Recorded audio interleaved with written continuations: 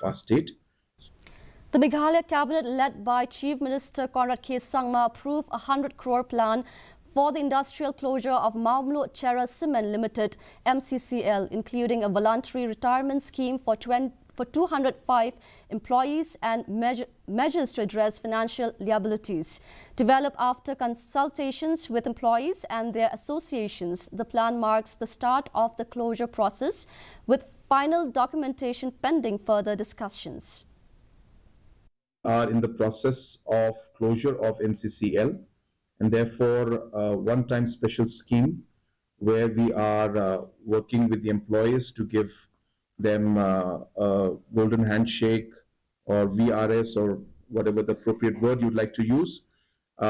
This scheme, after detailed discussion with MCCL employees, has been worked out, and this was brought today to the cabinet. And the cabinet, after detailed discussion, has approved that particular scheme. And now we will finally, the MCCL will propose the scheme and discuss with the employees association and others, and sign on the necessary papers so that it can be frozen.